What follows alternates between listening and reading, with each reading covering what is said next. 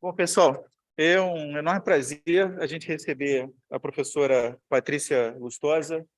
No momento, ela ainda é professora do CETUC, PUC, mas a gente sabe que ela passou no concurso e está em vias de se tornar professora titular aqui no nosso Instituto de Física.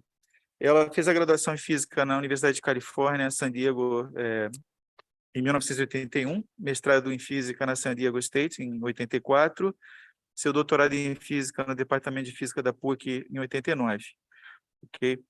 Ela tem experiência na área de Física e Engenharia Elétrica, com ênfase em materiais e componentes semicondutores, atuando principalmente nos seguintes temas: nanotecnologia, dispositivos optoeletrônicos, como moduladores de amplitude, fotodetectores para o infravermelho, células solares e outros dispositivos. É coordenadora do Laboratório de Semicondutores, o LabCem da PUC-Rio, do INCT de Nanodispositivos Semicondutores, o DIS, e do Laboratório de Fabricação e Caracterização de Dispositivos, o LabDIS. Ok? Então, muito obrigado, Patrícia. Fique à vontade. Vou buscar aqui. Está dando para...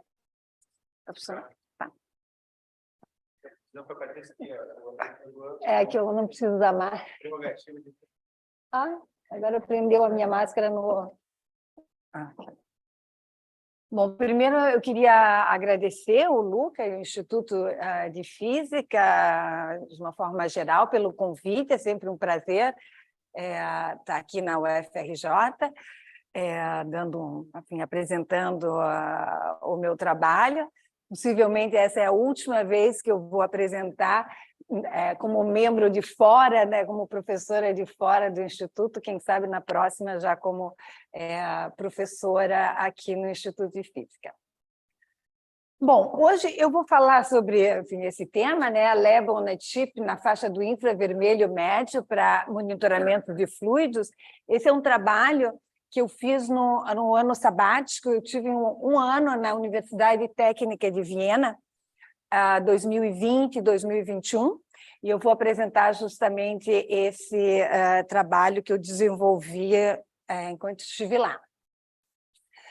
Bom, essa aqui é a equipe que trabalhou no projeto. Esse projeto foi um projeto que eu fui incorporada lá nesse projeto, mas, digamos assim, o mentor desse trabalho é o Barislav Rinkov, que está aqui. Então, esse aqui é alguns membros da equipe que trabalharam nessa pesquisa, que envolveu tanto o Instituto de Estado Sólido, né, que são esses membros aqui. Eu chamo a atenção aqui também para o Gottfried Strasser, que é o professor, que é o coordenador lá da equipe do Instituto, e foi uma parceria com o departamento lá, o Instituto de Química também. Então, foi um trabalho conjunto. Bom, então, esse Lab on a Chip que a gente fez para monitorar fluidos nessa faixa do infravermelho. Então, de uma maneira geral, a aplicação na detecção do infravermelho, existem inúmeras aplicações, né? Você pode ir desde a comunicação no espaço livre, a faixa de... Bom, o que é o infravermelho médio? Entre 2 e 20 microns de comprimento de onda.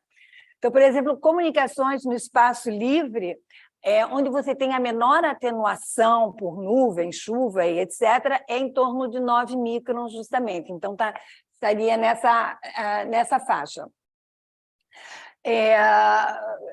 A questão de você monitorar, né, uma inspeção industrial e etc. e tal, você tem inúmeras moléculas, né, que é de interesse, tanto moléculas tóxicas ou não, que justamente têm uma absorção nessa faixa do infravermelho médio. Então, também temos esse tipo de aplicação interessante.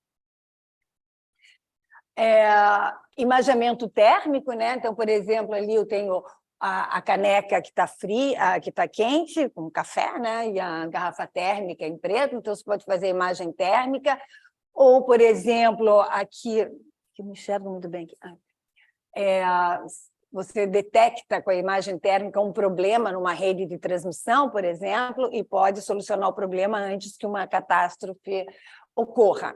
Aplicações em medicina, se faz muito estudo, por exemplo, nessa faixa do infravermelho médio, com a respiração, né, com a ar da gente, né, breath, que você consegue detectar algumas doenças justamente fazendo essa análise, o imageamento, né?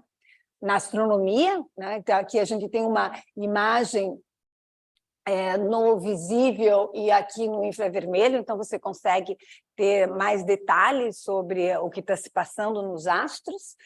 E também tem, que é, digamos assim, pode ser problemático, tem aplicações militares, né? Por exemplo, para você detectar um alvo, você quer bater o avião lá, que vai soltar uma bomba, etc. e tal.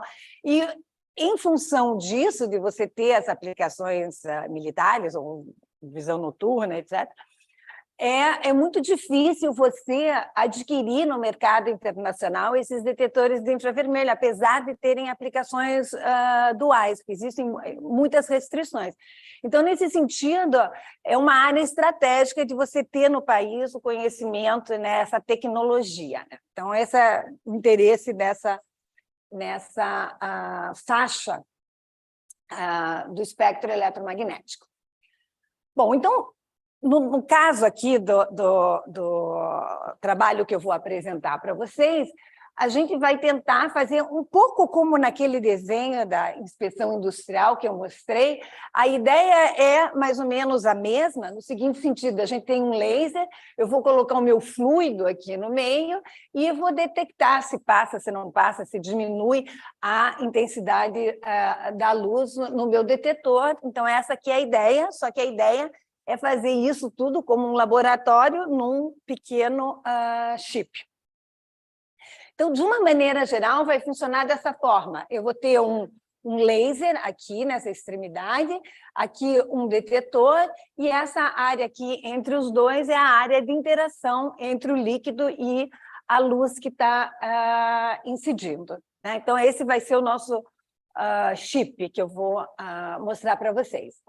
Então, eu vou seguir, de uma forma geral, esse roteiro aqui. Eu vou descrever primeiro a proteína que a gente quer monitorar, vou descrever os elementos que compõem o chip, né? O laser, a fonte de luz, o detetor e o guia de onda, e aí mostrar todas as etapas da fabricação desse dispositivo.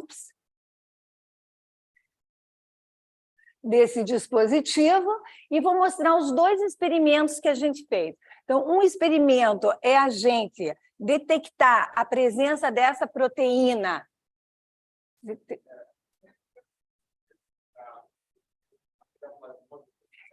Eu vou descrever quando.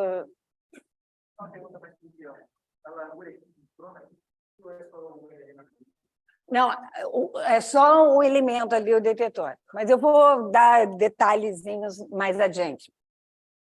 Então, os dois experimentos que a gente fez, um foi detectar a concentração da proteína, e esses experimentos foram feitos em água pesada, porque se você faz em água, o que acontece?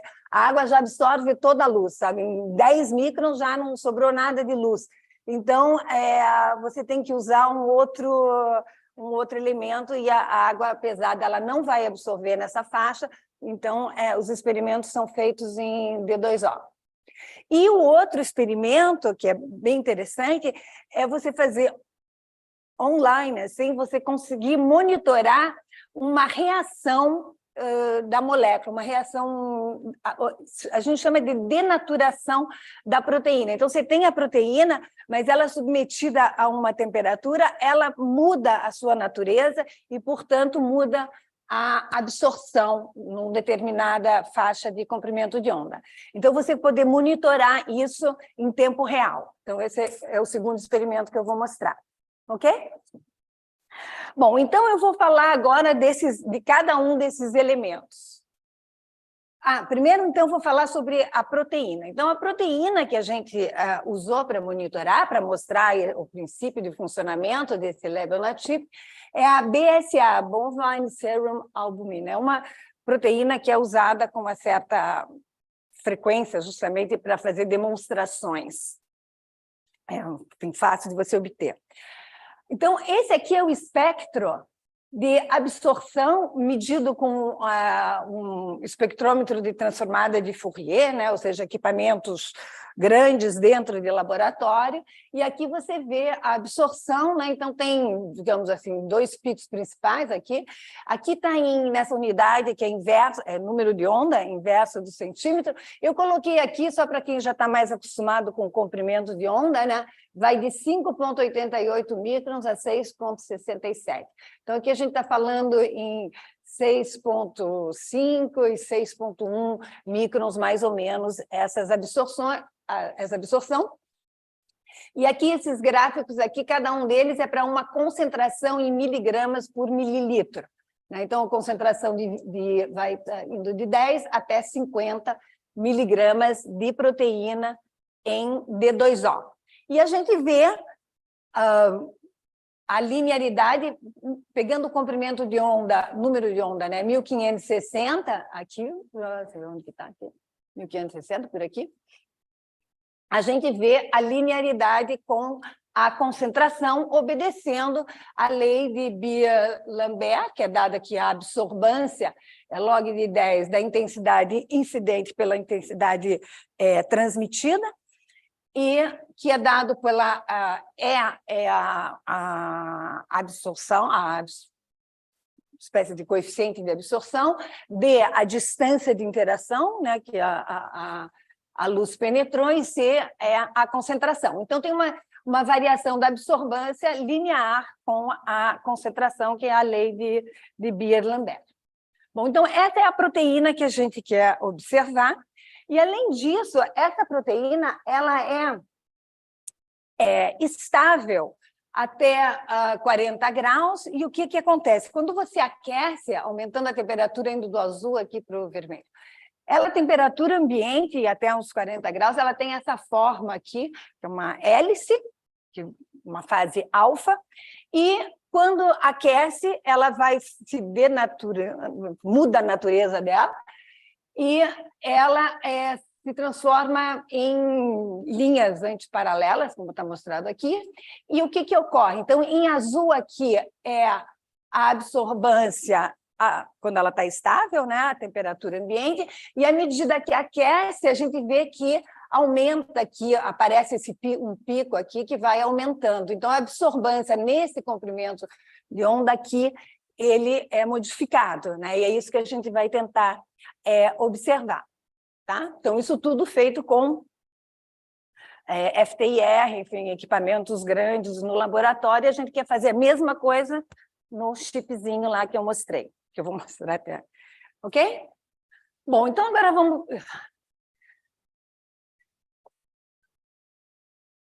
Aquela é uma elipse, ela muda a natureza dela, tem o formato dela fica assim, mais esticada. Ela tem uma orientação, não vou saber te dizer exatamente essa parte da química dela, como que ela transforma, mas ela tem uma polaridade que vai orientando, assim, vai alternada. Mas eu não sei explicar muito assim da parte da química.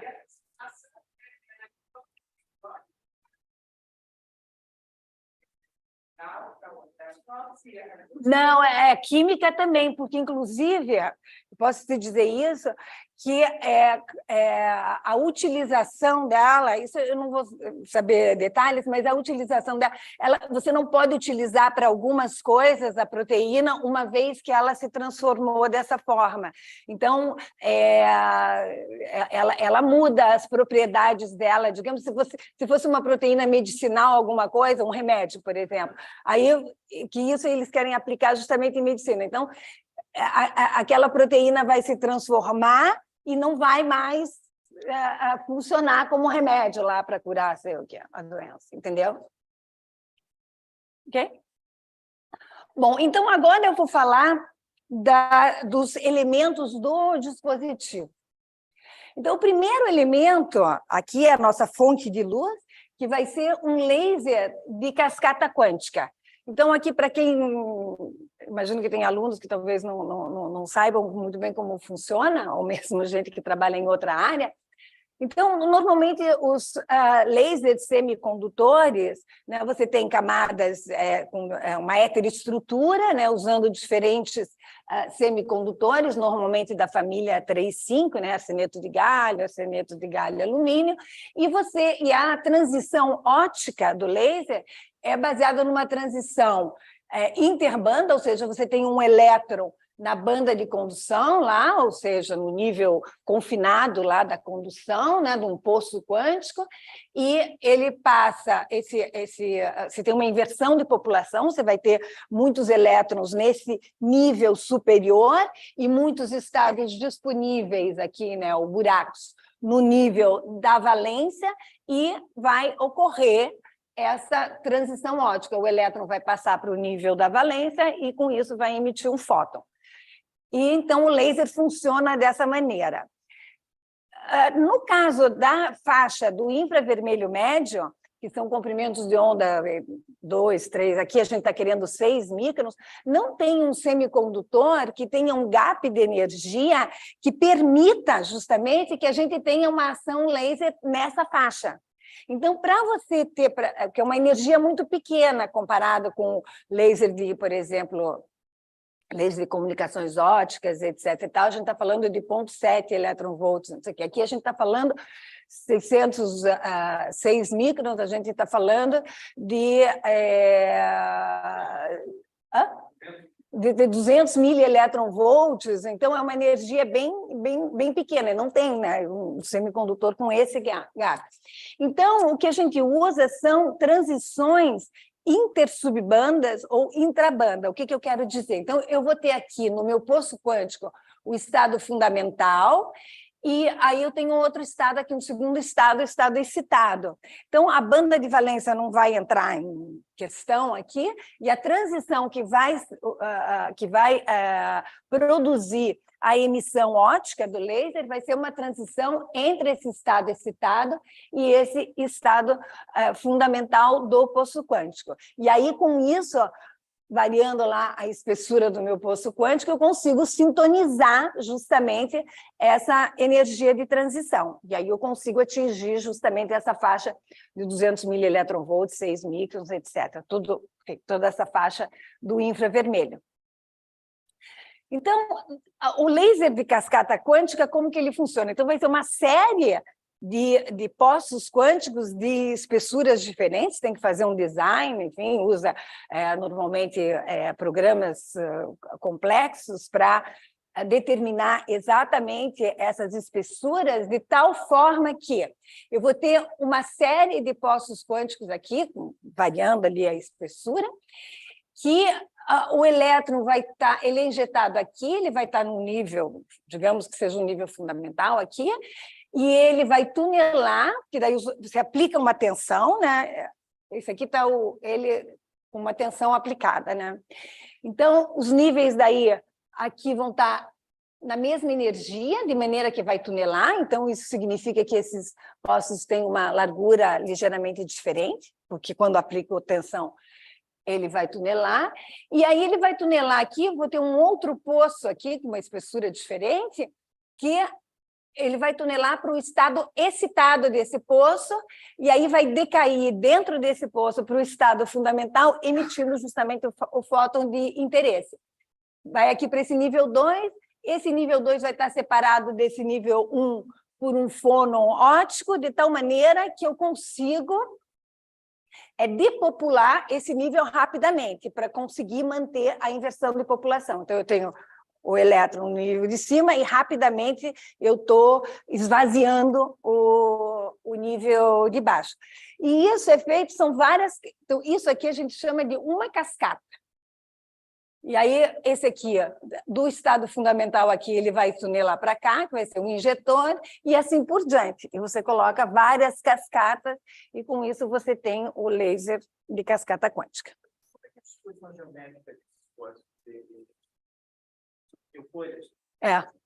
Eu vou mostrar na fabricação, são várias camadas, você vai depositando uma camada, um poço, uma barreira, um poço, uma barreira, só que você tem que saber exatamente quais são essas espessuras ali, para dar exatamente essa condição ali.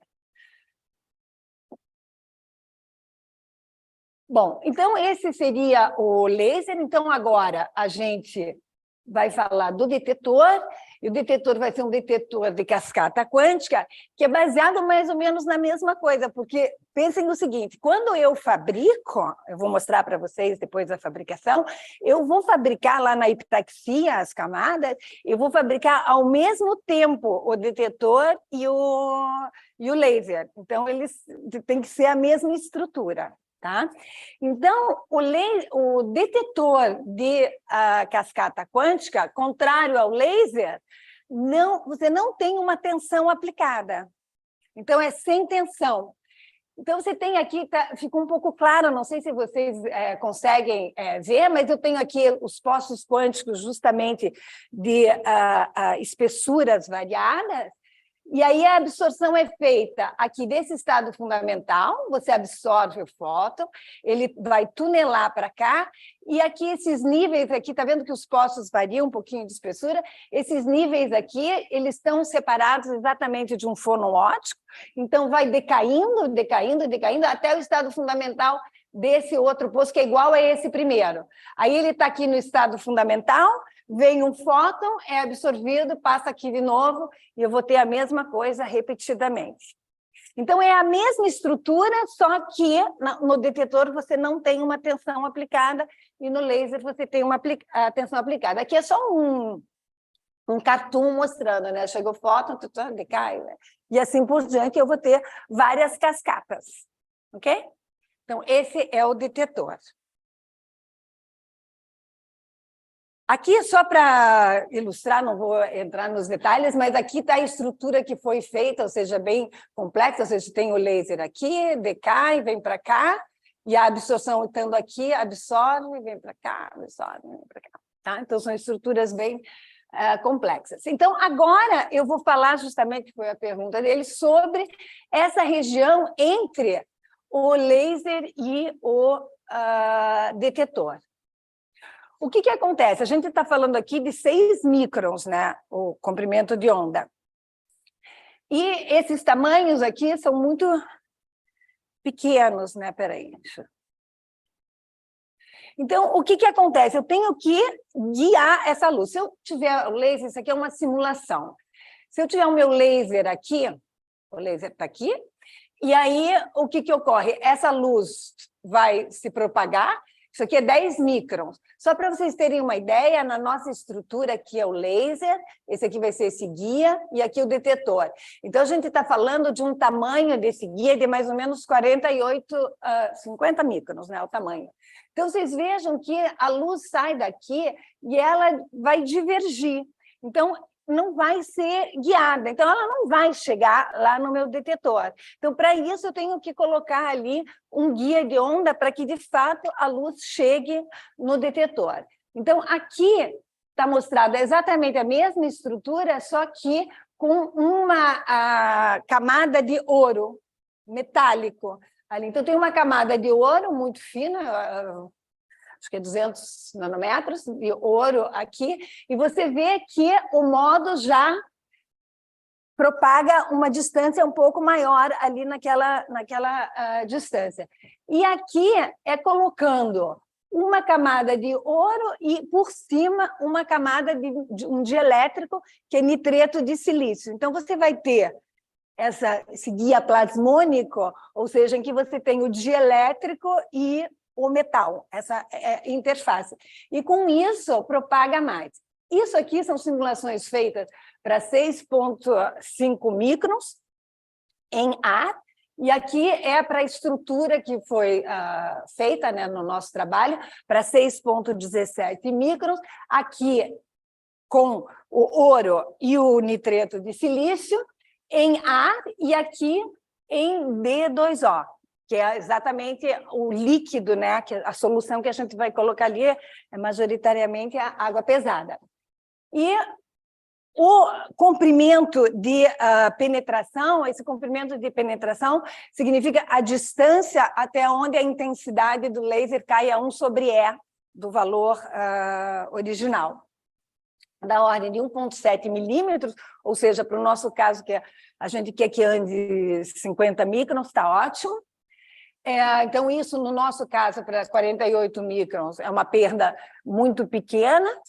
E 90, na realidade, eu tenho o guia de onda ali plasmônica, né? Que é o metal, então, o metal e o dielétrico. 96% do modo está aqui, né? Que é o que vocês estão vendo, na realidade.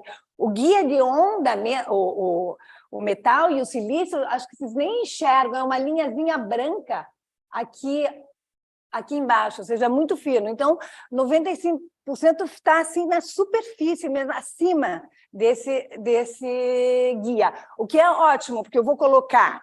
Qual é o objetivo, né, aqui? O objetivo é eu colocar o líquido aqui, né? Então, o líquido vai ficar justamente nessa superfície desse guia de onda. Ok?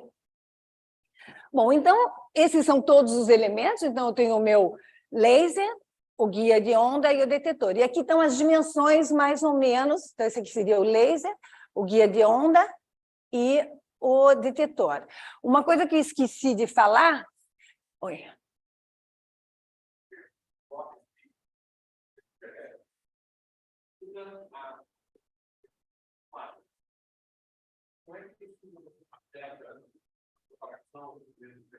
Não, pois é, aqui essa simulação já é feita com esses, levando em consideração essa mudança justamente, e a gente vê que propaga aqui sem problemas até o nosso detetor. Muda, com certeza.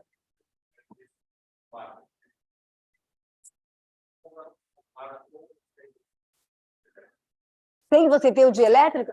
Se você ter o dielétrico, o que acontece é que você não consegue fazer ela propagar, né? Tá vendo aqui? Aqui é sem, esse desenho aqui, essa simulação, é sem o dielétrico. Então, ele chega aqui e ele dispersa, vai mais para... vai divergir, entendeu? Não, você não vai conseguir guiar.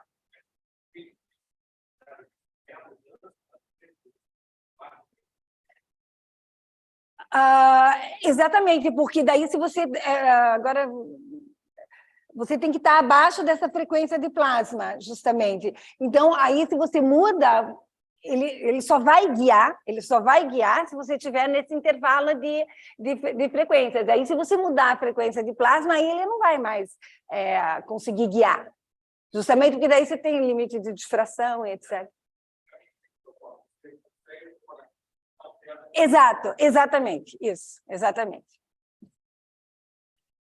Uma coisa que eu esqueci de comentar é o seguinte, o detetor, o laser de cascata quântica, não vai ter alguns modos que vão propagar. Então, se eu quero me limitar a um modo, exatamente o que eu faço normalmente, o que se faz, por isso que está aqui isso aqui, você coloca uma rede de difração em cima para privilegiar, digamos, um dos modos do laser. Então, por isso que está desenhado assim, dessa forma, porque isso aqui significa que tem uma rede de difração aqui, e a rede de difração você faz só no laser e não no detetor, ok?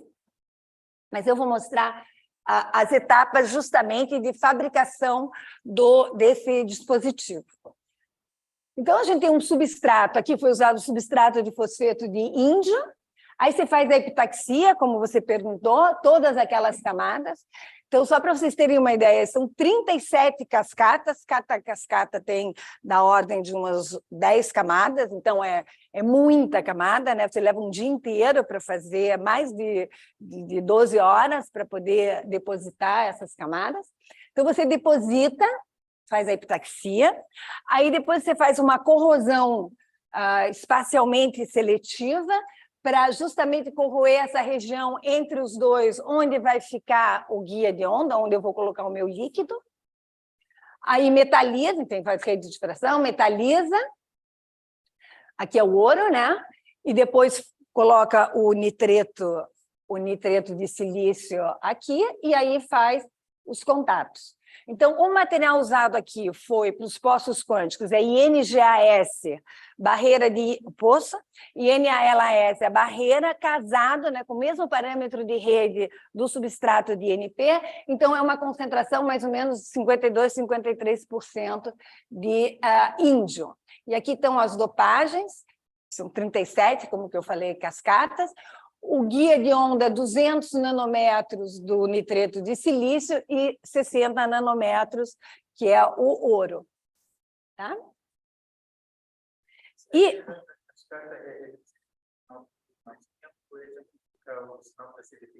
Não, você quer que...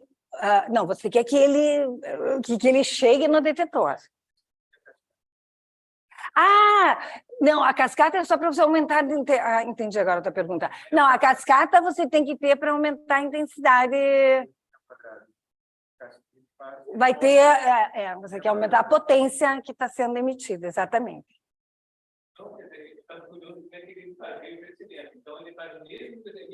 É o mesmo, tudo ao mesmo tempo. É integrado, exatamente, é integrado monoliticamente. E aí você vai, como eles são eletricamente isolados, né? Quando você corrói, você isola. E você vai polarizar só o laser. O detetor, não. O detetor você não polariza, você só vai medir a corrente. Exato. Como que você corrói? Isso é padrão.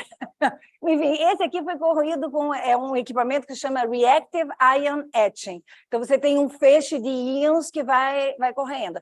Você pode fazer também, que chama Wet Etching, que é você colocar numa solução química apropriada. Você protege uma área, deixa a área que você quer corroer não protegida e coloca lá Só que o wet etching, normalmente, daí as interfaces não ficam tão abruptas, ficam mais assim.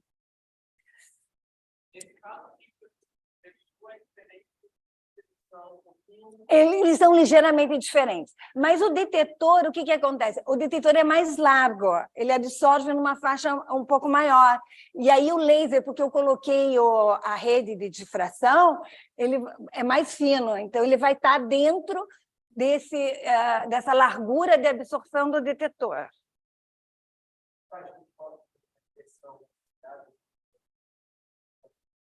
Como que é?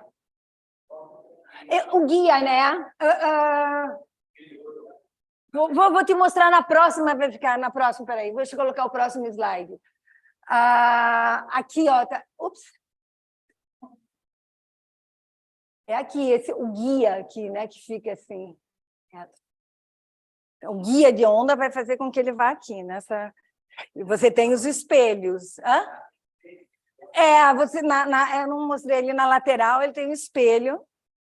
Na lateral de cá, né? Na de cá não, né? Porque na de cá você quer que saia a luz.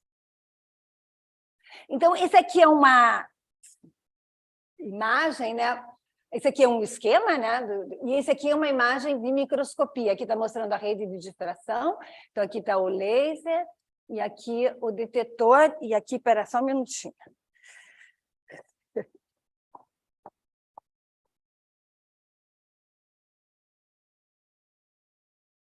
Eu trouxe aqui.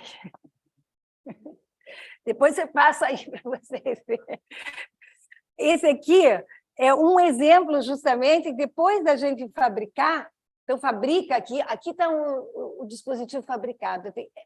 Esse aqui é um esquema, e aqui estão as estruturas, e aqui tem os fios, dá para ver, né, os fios, que você coloca daqui para cá, daqui para cá. Você pega o dispositivo, coloca numa submontagem, então, e aí faz os contatos nessa submontagem. Está aqui, eu vou mostrar para vocês. E ele fica dessa maneira aqui. Então, o chip está aqui, você faz os contatos nessa submontagem branca aqui tem os contatos, e depois você solda aqui os fios. E aqui tem que até foi uma coisa bem simpática, porque eu estava lá, trabalhei, e vários dos dispositivos, claro, queimaram, você, na hora que está testando, queima, perde, etc. E no final eu só tinha um chip para trabalhar. Eu trabalhava durante o dia, e na hora que eu ia embora, eu pegava uma folha e escrevia assim: do not touch, delicate baby, single child, e deixava em cima da mesa. E aí, quando eu vim embora, eles me deram de presente, eles pegaram o meu papel, fizeram um quadrinho e colocaram um chip aqui, justamente me deram de presente. Mas aí vocês podem olhar como que é passando aí.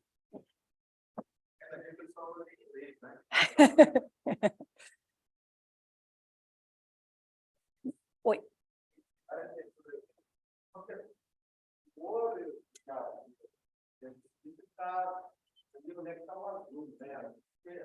Ah, exato. Aqui, no esquema, aqui, nesse esquema, aqui é o guia de onda.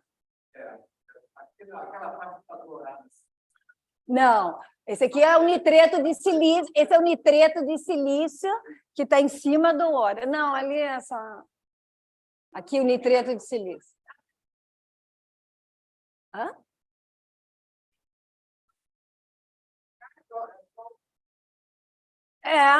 Ele tem 200 nanômetros, isso aqui é bem maior.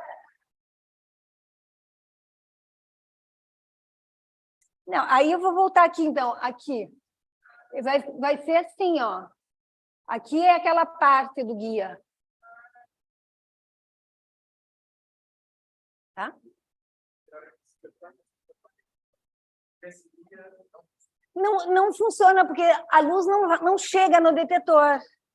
E você tem que colocar uma distância relativamente grande, porque senão você não vai conseguir detectar concentrações pequenas, porque a luz tem que passar, ela tem que variar, né, a intensidade da luz naquele trajeto. Aí, se você tem uma concentração pequena, a absorção vai ser muito pequena. Se você tiver uma distância pequena, você não vai conseguir detectar.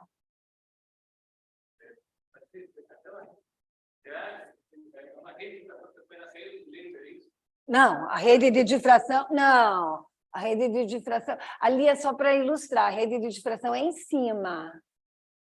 Aqui, ó. Aqui, ó, Maurício. Aqui, ó.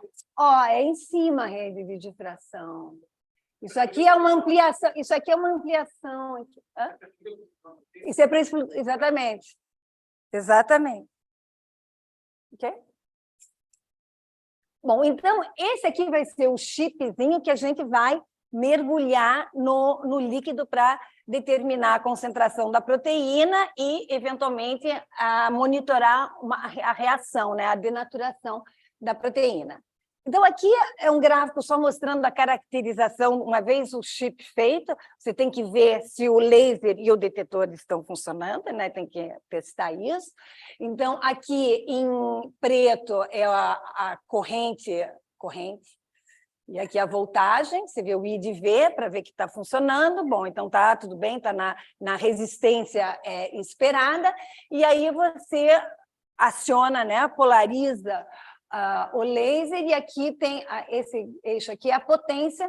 Então, você vê aqui uma corrente mais ou menos de 1,5 ampere, é a corrente de limiar, e aí sobe aqui a potência, ou seja, tanto o laser quanto o detetor estão funcionando. Azul, vocês não precisam prestar atenção, que azul era quando justamente não funcionava, daí a gente queria saber se era o laser ou era o detetor que não estava funcionando, aí a gente punha um outro detetor externo para ver se tinha alguma luz para saber qual que não estava funcionando dos dois. Mas o que interessa é o vermelho, que está mostrando que está funcionando, né? Então, o laser é pulsado, né? Vocês veem que é uma corrente muito grande, ia queimar tudo, mas o duty cycle é bem pequeno, é 0,05%, né? Então não chega, então são pulsos de 100 nanosegundos de duração, ok? Bom, além disso, a gente precisa caracterizar o laser em termos do espectro para saber qual é o comprimento de onda, se o comprimento de onda vai conseguir detectar a proteína. Então, aqui é só ilustrando, ó, aqui é o espectro medido com o FTIR do laser. A gente pega esse chip que vocês estão vendo aí, coloca uma lente, porque um pouco do modo sai. Então, você coloca uma lente na frente dele e aí mede num FTIR mesmo. no espectrômetro de transformada de Fourier, e aqui com temperaturas diferentes e variando a tensão aplicada. A gente vê, então, aqui está mostrando para 20 graus, e aqui 25 graus, variando a tensão aplicada. A gente vê lá o comprimento de onda, mas, enfim, o laser 1 que a gente usou era o número de onda 1597, e o segundo laser aqui em torno de 1620, que foi usado para detectar a reação na proteína, né? Então, são esses dois lasers que foram usados. Aqui, justamente, ilustra essa linha pontilhada, é o detetor, a largura do detetor. E a gente vê que o laser é bem mais fino em função, justamente, da presença da rede de difração. O laser emitido está dentro dessa faixa ali do detetor. Então, aqui, só ilustrando, então, aqui é aquela absorção que eu mostrei no início da proteína. Então, esse laser foi usado para detectar a concentração e esse aqui a reação. Tá? É claro que seria, óbvio, seria melhor se a gente tivesse um laser aqui, né, nessa faixa, né? Mas queima um laser, não funciona, etc. Coisa do laboratório que a gente nunca se sabe o que vai sobrar. Né? Você veja que isso aqui a gente está falando de fração, 0,0 micro. Mais ou menos, você tem que mudar a rede de difração, não sei o quê, mas uma vez fabricado, né, a gente faz vários, às vezes a distância entre eles muda um pouquinho, então por isso que você tem que testar todos, um por um. Bom, então, agora eu vou falar dos dois experimentos, né? Então, isso tudo foram, assim, digamos, a proteína e o dispositivo feito para poder executar esses dois experimentos. No primeiro experimento é para detectar a concentração da proteína dentro do D2O, né? Da água pesada. Então, esse aqui é o dispositivo, né? Que a gente vai mergulhar aqui dentro. Então, aqui tem a água pesada, né? Com a proteína. E aqui é só água pesada. E aí, você, com essa bombinha aqui, fica passando através desse tubo o D2O com a proteína. A gente sabe qual é a concentração, e aí você consegue calcular a concentração que chega aqui. Então, vai chegando ali, vai aumentando com o tempo, vai aumentando a concentração de proteína aqui nesse líquido. A gente mergulha esse dispositivo que está aí, isso aqui, né? Se mergulha aqui dentro.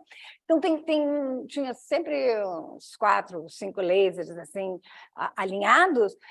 A gente usa sempre para ter certeza que a temperatura não está mudando, porque a resistência do laser é muito sensível com a temperatura. Então, você medindo a resistência do laser, você sabe exatamente qual é a temperatura que está. Então, isso era medido o tempo todo para a gente ter certeza que não estava mudando a temperatura de medida.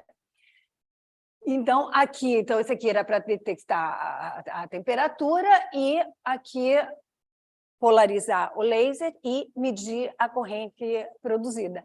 Então, com isso, a gente consegue ver a absorbância, né? A gente media o sinal do detetor, que está mostrado aqui. Então, esse aqui seria um LM, são 2 lasers diferentes, de comprimentos de onda diferentes. Mas só para ilustrar, a gente vê aqui, essa aqui seria a luz transmitida, né? E à medida que vai absorvendo, a transmitida está aumentando a concentração, isso aqui é concentração, vai aumentando a concentração, vai baixando a intensidade da luz transmitida, ou seja, vai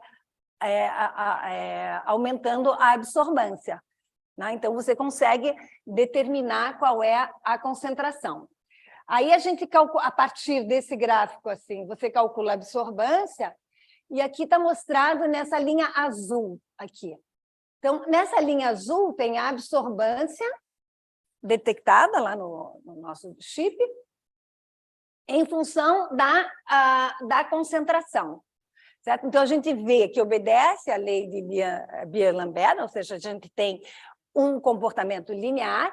Aqui em verde é a mesma medida feita FTIR, reflectância, enfim, com experimentos padrão para medir esse tipo de concentração nesse tipo de proteína. E a gente vê que a derivada, enfim, a inclinação dessa reta aqui é muito maior, o que significa que o dispositivo é mais sensível, dado que a inclinação é maior. Então, esse azul aqui. O que acontece é que nesses dispositivos pequenos você tem sempre um pouco de crosstalk, ou seja, você tem um sinal no dispositivo, mesmo que não tenha luz chegando. Então, para isso, você tem que eliminar esse sinal. Então, para isso, a gente fez um experimento em que a gente pegava o mesmo chip e colocava água, porque a água não chega nada no detetor. Então, se tiver algum sinal sendo detectado, é só a crosstalk daquele eletrônico ali. Então, a gente fez esse experimento, aí tinha um sinal, e retirando o efeito de crosstalk, a gente obtém essa linha vermelha que vocês estão vendo aqui, ou seja, a inclinação melhor ainda, né? Então, com isso, a gente consegue uma sensibilidade melhor do que os grandes equipamentos utilizados hoje em dia. Quando chega aqui para uma concentração da ordem de 90, a gente vê que começa a desviar um pouco da linearidade. Então, a gente só pode dizer que a gente consegue medir até mais ou menos 90 miligramas por milímetro. E aí a gente por ml. Aí a gente tem que determinar qual é o limite de detecção. E, normalmente, a expressão que se usa para determinar o limite de detecção é 3 vezes o desvio padrão divididos pela inclinação, justamente. Então, no equipamento aqui na transformada de Fourier, nesses equipamentos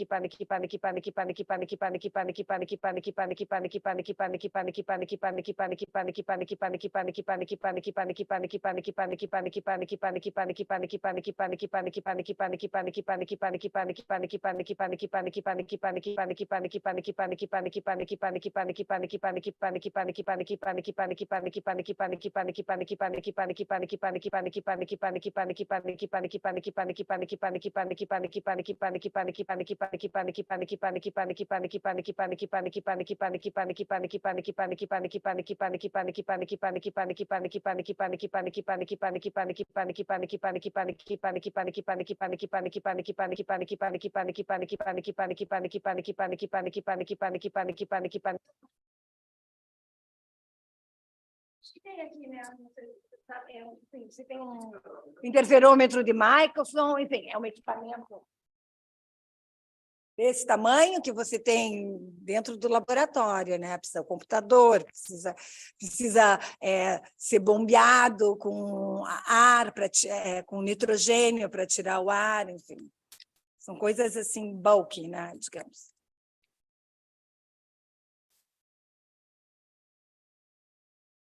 Perguntas, comentários? Passou bastante ansiedade durante a apresentação. Vamos agradecer a Patrícia. Obrigada.